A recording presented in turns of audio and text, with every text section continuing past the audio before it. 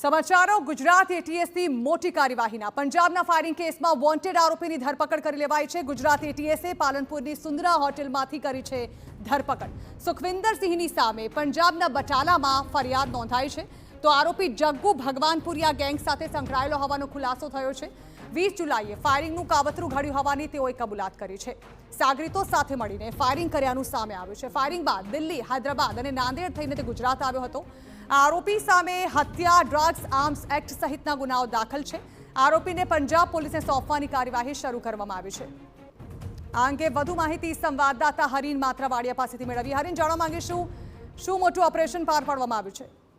બિલકુલ, જે પંજાબનો ફરાર આરોપી હતો તેને ગુજરાત એટીએસ દ્વારા પાલનપુરની એક હોટલમાંથી ધરપકડ કરી છે। મહત્વનું છે કે 20 જુલાઈએ જે ફાયરિંગનું કાવતરું કરવામાં આવ્યું હતું અને આ આરોપી દ્વારા તેમના સાગરીતો સાથે મળીને પંજાબમાં છે ફાયરિંગનું કાવતરું કરવામાં આવ્યું હતું ને ફરિયાદી હરદીપસિંહ શેલર છે ત્યાં નજીક ફાયરિંગ કરવામાં આવ્યું હતું ને ત્યારબાદ તે તમામ લોકો નાસી ગયા હતા અને ફાયરિંગ બાદ છે તમામ આરોપી જે છે પંજાબના અલગ અલગ એરિયામાં ફર્યા હતા અને ત્યારબાદ જે દિલ્હી, હૈદરાબાદ અને નાંદેડ થઈને ગુજરાત આવ્યા હતા। જે પકડાયેલો આરોપી છે તે પંજાબ અને ગુજરાતના ગુનાઓમાં પંજાબ અને ગુજરાતમાં તેના વિરુદ્ધ ગુનાઓ નોંધાઈ ચૂક્યા છે। સુખવિન્દરસિંહ નામનો આરોપી છે અને તે અગાઉ તેના વિરુદ્ધ હત્યાનો પ્રયાસ, ડ્રગ્સ, આર્મ્સ એક્ટ સહિતના ગુનાઓ છે તે નોંધાઈ ચૂક્યા છે। હાલમાં પાલનપુરથી ગુજરાત એટીએસ છે તેને અમદાવાદ ખાતે લઈ આવવામાં આવી છે। તેની વધુ પૂછપરછ છે તે શરૂ કરવામાં આવી છે અને તેની પૂછપરછમાં પણ સામે આવ્યું છે કે તે આરોપી છે જગ્ગુ ભવાનપુરિયા ગેંગ છે તેની સાથે સંકળાયેલો હોવાનું છે તે સામે આવ્યું છે। હવે પંજાબ પોલીસને છે ગુજરાત એટીએસ આરોપીને સોંપવાની તજવીજ છે તે શરૂ કરી છે। જી